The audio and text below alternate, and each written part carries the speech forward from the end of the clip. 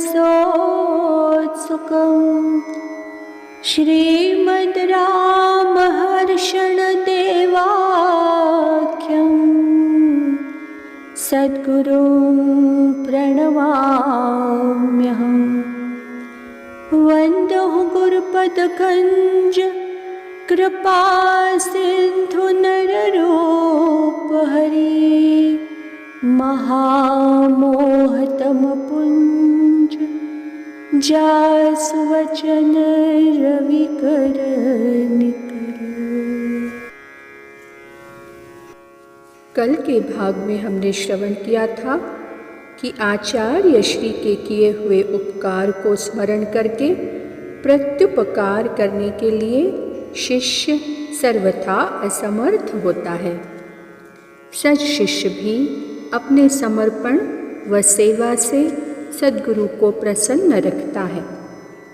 अहम रहित शिष्य अपने को आचार्य का अंग जानता है। आइए अगले भाग में प्रवेश करते हैं। सूत्र संख्या 126। अहम ममा भावादेवं गुरुचर्या प्रभावात् गुरुरूपो भवति। अहम ममा भावादेवं गुरुचर्या प्रभावात् गुरुरूपो भवति। सूत्रार्थ: अहम और मम के अभाव एवं गुरु सेवा के प्रभाव से शिष्य गुरु रूप हो जाता है। अहम और मम के अभाव एवं गुरु सेवा के प्रभाव से शिष्य गुरु रूप हो जाता है। व्याख्या: अहम और मम के न रहने पर जीव प्रकृति पार की स्थिति में स्थित रहता है तथा ब्रह्म स्वरूप की सेवा यानी आचार्य सेवा उनका अंग अपने को जानकर करता है। अतएव प्रकृति पार परब्रह्म पुरुषोत्तम भगवान या गुरुदेव का अंग तदरूप ही तो है जैसे स्वर्ण से बनी हुई मछली के प्रत्येक अंग स्वर्ण ही तो है, वैसे ही ब्रह्म का अंग ब्रह्म और गुरु का अंग गुरु ही तो होता है। सूत्र संख्या 127। तस्मादाचार्यापचारः कदापि न करणीयम्। तस्मादाचार्यापचारः कदापि न करणीयम्। सूत्रार्थ: महोपकारक आचार्य का परिभव कभी नहीं करना चाहिए। महोपकारक आचार्य का परिभव कभी नहीं करना चाहिए। व्याख्या: महोपकारी श्री गुरुदेव के उपदिष्ट मार्ग पर न चलना अर्थात उपदिष्ट कल्याणकारक अनुष्ठानों को आलस्य व प्रमादवश न करना आचार्य देव की अवहेलना अर्थात अपराध है। आचार्य श्री ने जो उपदेश दिया है उसे अर्थ लोभ ख्याति लोभ के वश में होकर नास्तिकों को उपदेश करना भी उनका अपचार ही है। इसी प्रकार अनुष्ठान करते करते यदि भूमि को उपलब्धि हो जाए या जन समाज में कुछ प्रसिद्धि हो जाए तो अभिमानवश अपने को गुरुदेव से अधिक सिद्ध मानने लगे और उनके समक्ष अपनी पूजा कराने लगे तो वह भी आचार्य परिभव के कोटि में ही आता है। आचार्य देह की चिंता न कर उनके शारीरिक कष्ट से उदासीन रहना एवं उनमें रुचि न होना भी आचार्यापचार है। आचार्य के इष्ट का अनुष्ठान और अनिष्ट का अननुष्ठान न करने से शिष्य का सर्वथा पतन होता है। इसलिए कल्याणकामी को गुरु परिभव से सर्वभावेन बचना चाहिए।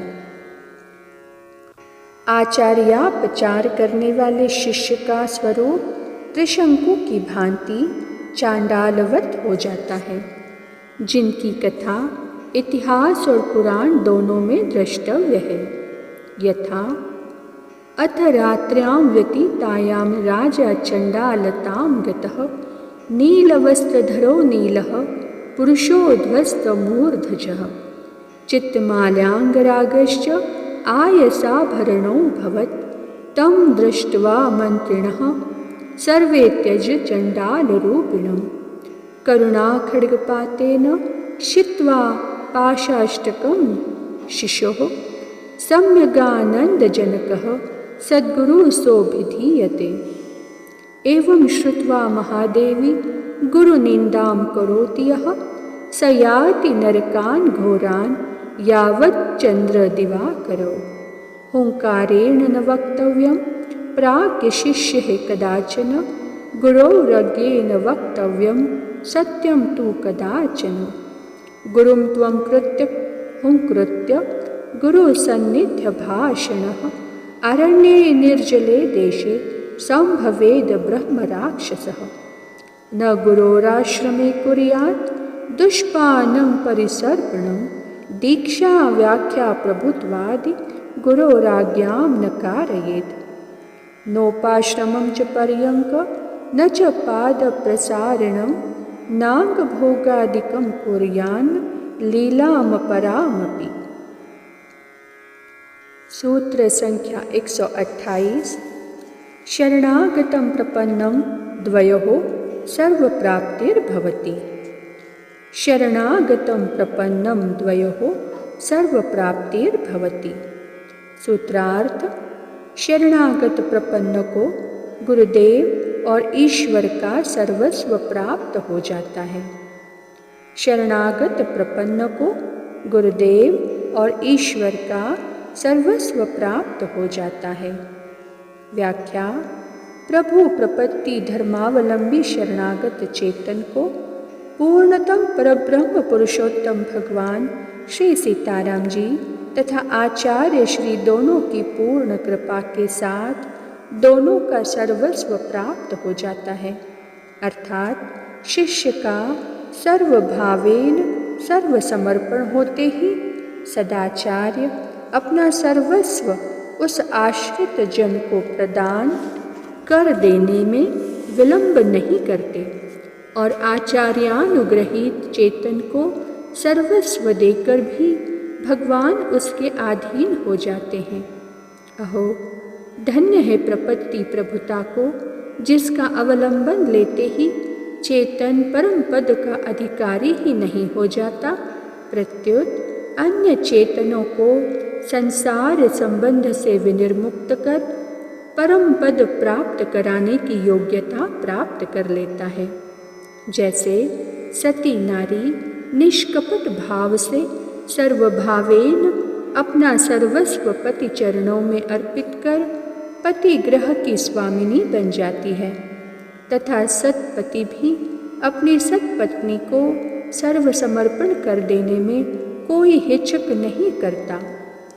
पत्नी में पतिव्रत धर्म के प्रभाव से वह शक्ति आ जाती है कि वह पंचभूतों व देवी देवताओं को अपनी इच्छा के विरुद्धाचरण करते कभी नहीं देखती।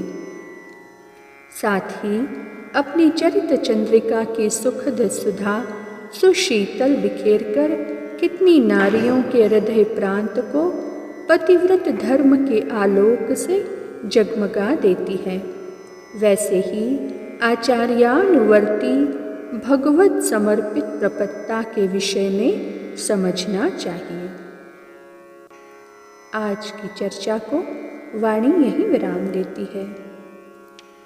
श्री सद्गुरुदेव भगवान की जय।